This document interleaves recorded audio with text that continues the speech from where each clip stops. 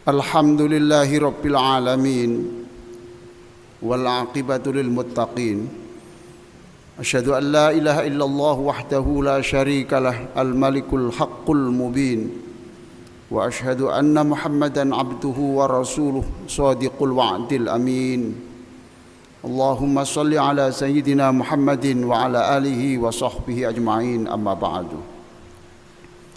Qala Allah Ta'ala: Ya ayyuhalladzina amanu taqullaha haqqa tuqatih wa la tamutunna illa wa antum muslimun.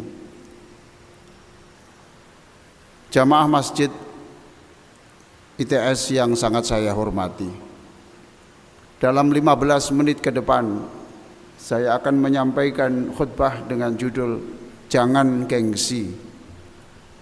Jangan gengsi. Untuk mengupas topik ini saya sudah membaca dua buku. Yang pertama, buku yang ditulis oleh Mansur Abdul Hakim yang berjudul Saifullah Al-Maslul Khalid bin Walid. Dan yang kedua, kitab yang ditulis oleh Abdul Wahab Asy'arani dalam buku yang berjudul Tanbihul Mughtarrin. Sebagai pijakan, saya akan mengutip surah Luqman ayat 18. Wala tusa'ir khaddaka linnas wala tamshi fil ardi maraha innallaha la yuhibbu kulla mukhtalin fakhur. Jangan kamu memalingkan mukamu karena sombong. Jangan berjalan di muka bumi ini dengan angkuh. Sungguh Allah tidak menyukai orang yang sombong dan berbangga diri. Hadirin, ayat ini adalah merupakan rangkaian dari ayat-ayat yang berisi tentang pesan Luqman Al-Hakim. Luqman Al-Hakim ini adalah orang berkulit hitam dari Ethiopia atau dari Mesir, yang pekerjaannya tukang batu, atau ada yang menyebut penjahit, orang miskin, orang rendahan. Tetapi perhatikan, nama Luqman ini diabadikan menjadi nama surat dalam Al-Quran. Nasihatnya diabadikan dalam Al-Quran sampai beberapa ayat. Luar biasa.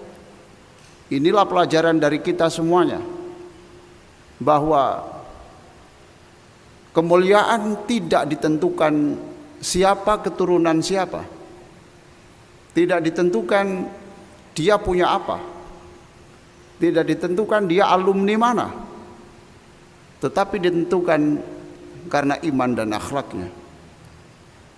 Oleh karena itu, jamaah sekalian, jangan minder, angkat kepala, percaya dirilah bahwa kita ini orang terhormat di mata Allah selama kita beriman, selama kita menjaga akhlakul karimah. Jangan meremehkan orang, sebab bisa jadi orang yang kita remehkan itu menjadi orang yang terharum di mata Allah. Inna akramakum indallahi atqakum. Sungguh orang yang termulia di antara kamu adalah orang yang paling takwa di antara kamu. Itulah yang sudah sering kita dengar dari surah Al-Hujurat ayat 13. Hadirin sekalian, jangan gengsi. Jangan mentang-mentang karena menjadi wisudawan terbaik di perguruan tinggi yang paling bergengsi, lalu tidak mau bekerja di tempat rendahan atau membuat usaha kecil. Hadirin sekalian, kita harus ingat bahwa ada orang bijak yang mengatakan, jangan remehkan lubang kecil, sebab bisa jadi lubang kecil itulah yang menjadi pembuka lubang besar. Jangan remehkan pekerjaan kecil, Sebab bisa jadi pekerjaan kecil yang diremehkan banyak orang itu justru itulah yang mengantarkan kamu menjadi orang besar. Jangan gengsi belajar dengan orang yang lebih rendah dari kita. Jangan merasa bergengsi sebagai profesor, sebagai doktor. Jangan bergengsi merasa sebagai ustadz, sebagai kiai, sebagai syekh, sebagai pejabat. Hadirin sekalian, Syekh Abdul Wahab Asy-Sya'rani dalam kitab Tanbihul Mughtarin mengatakan, tawaduklah kamu. Belajarlah kamu kepada orang yang lebih rendah dari kamu, sebab dari merekalah kadang-kadang ada ilmu yang tidak bisa diraih dari orang lain. Bahkan mintalah nasihat kepada orang yang lebih rendah dari kamu. Hadirin sekalian, mengapa iblis dikutuk Allah sepanjang masa? Tidak lain karena iblis merasa dia senior.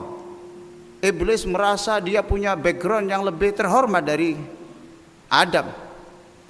Coba nanti kalau bapak-bapak yang terhormat ini pulang buka surat Al-A'raf ayat 12. Iblis mengatakan, ana khairun minhu, saya lebih baik dari dia. Hati-hati saudara-saudara sekalian, jangan sekali-kali mengatakan saya lebih baik dari dia, saya lebih alim dari dia, saya lebih suci dari dia. Ketahuilah perkataan itulah yang membuat iblis terkutuk. Ana khairun minhu, khalaqtani min nar wa khalaqtahu min tin. Saya lebih mulia dari Adam. Engkau menciptakan aku dari api, sedangkan engkau menciptakan Adam dari tanah.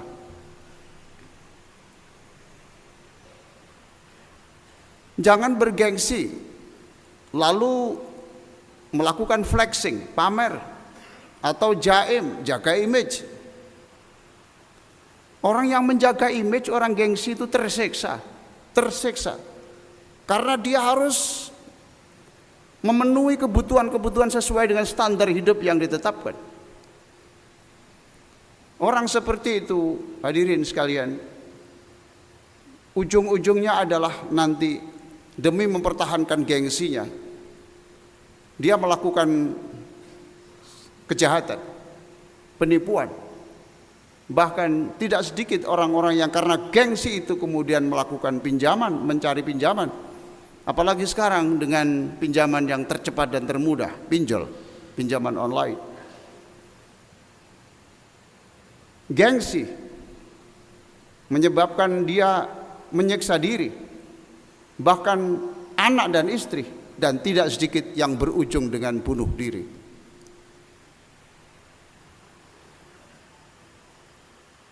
Jangan sombong karena apapun. Sebab hidup ini berputar. Wa tilkal ayyamu nudawiluha bainan nas dalam surat Ali Imran. Hidup ini berputar. Orang bijak mengatakan ketika banjir, ikan memakan semut.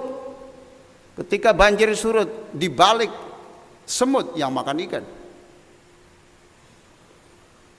Jamaah sekalian yang sangat terhormat, sebagai ulasan terakhir dengan soal gengsi ini, jangan gengsi, sebab gengsi itu juga menyebabkan tertutupnya cahaya ilahi.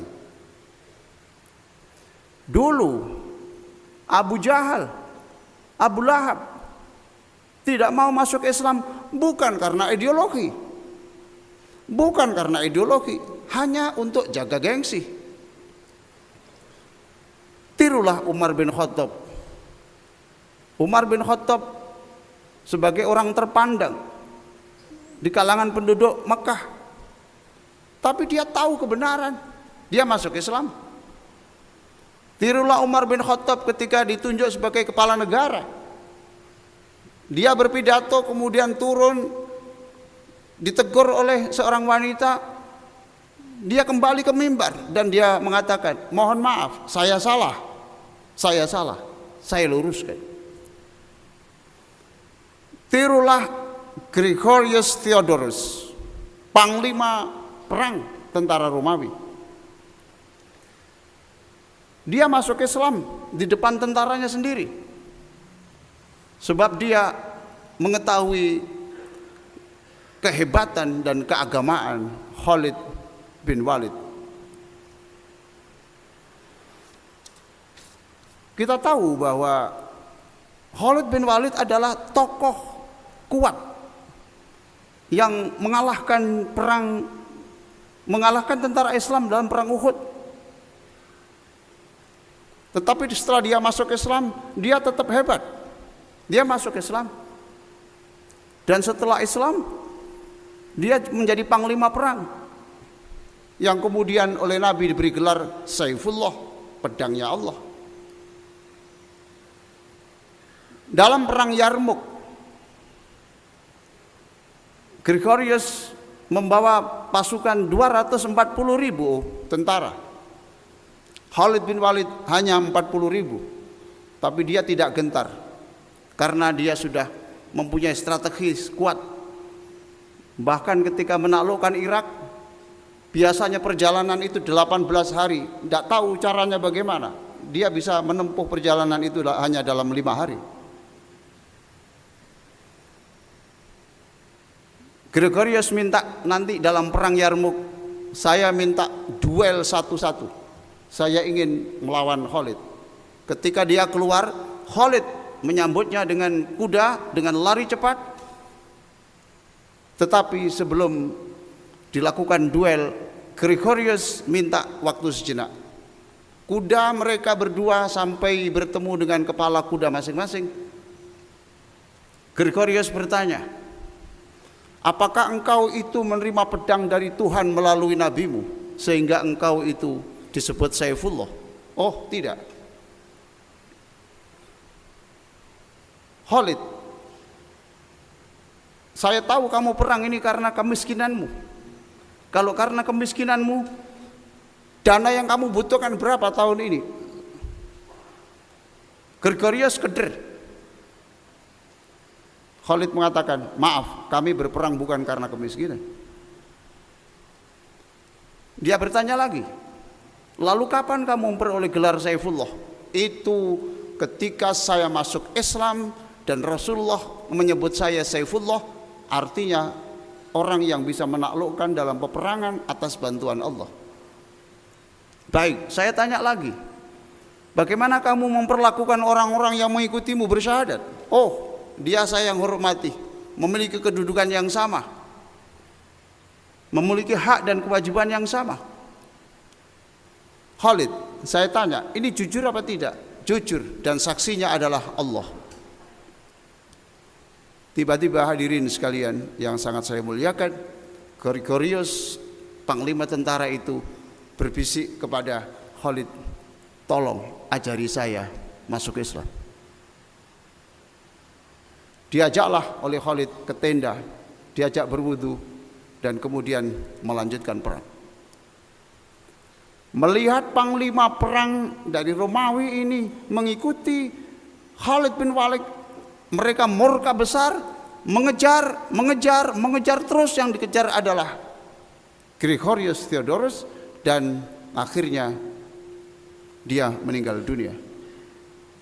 Hebat sekali Theodorus, dalam sehari mendapatkan 2 kemuliaan, Muslim dan syuhada. Mengapa dia mendapatkan kemuliaan tertinggi? Ya, karena dia mengesampingkan gengsi. Hadirin sekalian yang sangat saya muliakan, sebagai penutup saya mengajak bapak-bapak dan saudara-saudara sekalian yang sangat terhormat, istighfarlah, hapuslah gengsi, sebab itu menyiksa diri. Hapuslah gengsi, sebab itu yang menjadikan miskin ilmu dan miskin rizki. Hapuslah gengsi, sebab seringkali itu menyebabkan tertutupnya cahaya ilahi. Aqulu qouli hadza wa astaghfirullah al-azim li wa lakum wastaghfiruh innahu huwal ghafurur rahim. Alhamdulillah, asyhadu an la ilaha illallah wahdahu la syarika lah. Allahumma salli ala sayyidina Muhammadin wa ala alihi wa ashabihi wa mawalah, amma ba'du. Faya ibadallah, usikum bitaqwallah. Faqala Allah Ta'ala, ya ayyuhalladzina amanu taqullaha wa kunu ma'as sadiqin.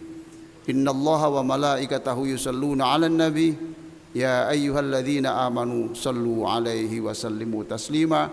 Allahumma salli ala sayyidina Muhammadin wa ala alihi wa sahbihi ajma'in. Allahumma ighfir lil muslimina wal muslimat wal mu'minina wal mu'minat al ahya'i minhum wal amwat. Allahumma la tada' lana dhanban illa ghafartah. Wahai Allah, kami semuanya ini pernah berdosa. Engkaulah yang maha pemurah untuk mengampuni kami. Wala hamman illa farrajtah. Hari-hari ini banyak orang yang sedih dan susah. Engkaulah yang maha kuasa untuk menghilangkan kesedihan mereka. Jika ada di antara kami yang menangis karena persoalan hidup, utuslah malaikat untuk mengusap air matanya. Jika ada yang tidak semangat, putus asa, bisikkanlah firman-firman yang membangkitkan semangatnya. Wala saqaman illa syafaitah. Jika ada yang sakit, engkaulah yang maha kuasa menyembuhkannya. Wala dainan illa qadaitah. Jika ada di antara kami, saudara-saudara kami yang ada di masjid ini atau di luar masjid, yang sedih karena terjerat hutang, engkaulah yang memberikan pertolongan untuk segera melunasinya. Wala asiran illa yasartah. Siapapun yang mengalami kesulitan belajar, kesulitan ekonomi, maka engkaulah yang akan memudahkannya. Wala amiran bil ma'rufi wa nahiyan 'anil munkari illa wafaqtahu wa sadatta. Siapapun yang menjadi penggerak agama dimanapun, dalam level manapun, engkaulah yang memberikan kekuatan kepadanya dan memberikan kebahagiaan dunia akhirat untuk keluarganya. Rabbana atina fid dunya hasanah wa fil akhirati hasanah wa qina adzabannar. Ibadallah, innallaha ya'muru bil 'adli wal ihsan wa ita'i dzil qurba wa yanha 'anil fahsya'i wal munkari wal baghi ya'idzukum la'allakum tadhakkarun wa la dzikrullahi akbar wallahu ya'lamu ma tasna'un.